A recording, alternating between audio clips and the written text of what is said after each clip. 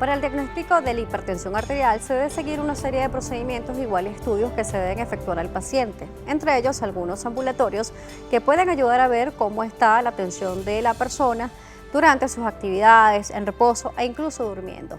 Hoy nos acompaña la doctora Geomil Bustamante, ella es cardiólogo, y vamos a hablar también sobre la hipertensión y el Holter.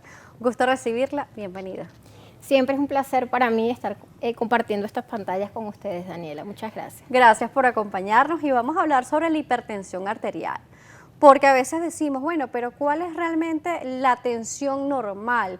Porque muchas personas dirán, pero si me monitoreo la tensión, ¿en cuánto lo debo de tener? ¿La edad, el sexo, hace algún cambio? ¿O todos, hombres y mujeres, y a cualquier edad deberíamos tener la misma tensión? Fíjate bien, para eso se reúnen comités internacionales, la Sociedad Europea de Cardiología, la Española y el Colegio Americano, establecen unas metas o unos límites, conociéndose como hipertensión per se, las cifras mayores a 140-90 milímetros de mercurio, que sería el conocido 14-9. Sin embargo, vienen muchos estudios en desarrollo, como el estudio SPRING, que salió hace algunos años y nos demostraron que la generación de pacientes que tenemos entre 70 y 80 años, ahorita ancianos longevos, sufrieron un deterioro neurocognitivo importante. ¿Por qué? Porque funcionábamos o cuidábamos mucho, preservábamos la función renal, tratando de no bajar tanto las cifras de presión arterial en este grupo particular de edad, y tuvimos un gran fallo en lo que es la reserva neurocognitiva de los pacientes. Debido a esto, se estableció como límite 130-80 milímetros de mercurio para una persona que no tenga factores de riesgo más allá de condiciones como el género o la edad. Muy bien. Con respecto a ello, hemos escuchado también algunas personas que nos dicen, no, yo soy de tensión baja o yo soy de tensión alta, pero no sufro de hipertensión. ¿Eso es tan real como lo escuchamos de manera popular o solamente son creencias? No, eso es un mito. Es uno de los mitos que genera más muertes, incluso en personas jóvenes, debido a que ya hemos conversado en otras oportunidades que a menor edad tenemos menos reserva para las complicaciones cardiovasculares. La tensión ideal es 130-80 milímetros de mercurio o menos. ¿Cuál es el límite o cuál es el extremo para considerar hipotensión arterial? Eso también es un... Hipotensión es baja. Baja. Es como un rango peligroso. ¿Por qué? Porque hay personas jóvenes, 25, 28 años, que pueden vivir con una cifra de tensión arterial de 90 o 100 milímetros de mercurio con 60, y eso no se considera para ellos hipotensión.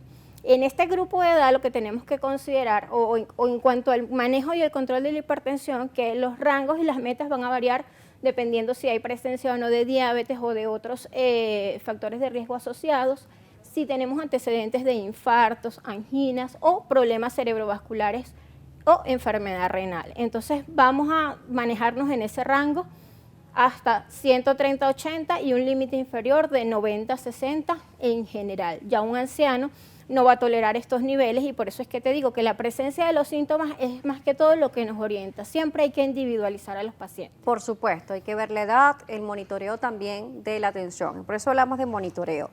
El monitoreo y cuáles son los estudios que se deben realizar el paciente. Tenemos dos tipos de estudios básicos o esenciales. Hay uno que realiza el paciente en casa, es muy sencillo, debe disponer de un aparato adecuadamente calibrado, siempre tiene que ser un tensiómetro digital, preferiblemente de los que están aprobados por la Sociedad Venezolana de Cardiología, la Sociedad de Hipertensión. Tanto la Sociedad Venezolana de Hipertensión como los organismos internacionales hacen unos esfuerzos bastante grandes para validar los aparatos y dispositivos que tenemos en el medio, y debemos recordar que siempre es importante que ese monitoreo se hace 2 veces al día, una vez en la mañana y otra en la tarde. Dicho monitoreo debe ser siempre a las mismas horas, es decir, si usted eligió hacerlo a las 8 de la mañana, debe ser todos los días a las 8 de la mañana bajo unas condiciones que vamos a conversar rapidito. Y si es a las 5 de la tarde, será a las 5 de la tarde. Tenemos que comer, no comer, ¿qué tenemos que hacer previamente? Por lo menos lo básico. Fíjate bien, esto es fundamental. Media hora sin haber comido ni tomado alimento. El café es un potente elemento que afecta la presión arterial. Claro, de hecho, la eleva de forma transitoria sin que esto quiera decir que es un factor de riesgo. El consumo moderado, 2-3 tazas de café, si no hay antecedentes digestivos que lo contraindiquen, pues está avalado por todas las sociedades de cardiología y el paciente debe estar adecuadamente sentado, por lo menos unos 5 minutos, la espalda recostada siempre, de algún apoyo en la silla, y el brazo debe colocarse a la altura de lo que es una mesa tradicional o estándar, 90 centímetros, que sería un equivalente a una mesa de comedor o un desayunador normal. Y tener el brazo quieto, sin Estirado, moverse. no hablar, no moverse durante la toma de la presión arterial. Y lo más importante de todo, el manguito, 3 centímetros o 3 deditos por encima del pliegue del dedo, del codo, perdón. Debe estar ahí, no debe estar justamente donde está la No, venita. y la manguerita debe estar siempre en el borde interno del brazo, porque justo la arteria que pasa por allí es la que nos va a dar las determinaciones de la presión arterial. Así es que tomar correctamente la Así tensión. es el método adecuado que pues recomienda la Sociedad de Hipertensión. Daniel Truman nos escribe por acá y nos dice: buenas tardes, cuando hago una siesta, por ejemplo en la tarde, me despierto con las orejas calientes y rojas. ¿Esto puede ser un síntoma de hipertensión? Sí puede ser un síntoma de hipertensión, pero también, más allá de eso, hay un tipo de hipertensión que se asocia a la estimulación directa de unos receptores del sistema nervioso simpático, que da algo que es flushing, es como un rash cutáneo, un enrojecimiento a nivel de lo que serían mejillas, orejas y algo de calor. Siempre que tenga síntomas como estos asociados a cambios en sudoración y tengamos algún tipo de malestar, hay que medir las cifras de presión arterial y hay que buscar evaluación no solo por cardiología, sino también por endocrinología. Nordel 4 nos escribe y dice: saludos, después del COVID, a mi esposo y a mí se nos bajó la tensión y suspendimos el Concord y yo el losartán. Fíjense bien, el patrón hipertensivo de cada paciente o el comportamiento de su presión arterial, mejor dicho, puede variar dependiendo de los estados inflamatorios transitorios. El COVID nos dejó la gran enseñanza de que es un factor de riesgo emergente.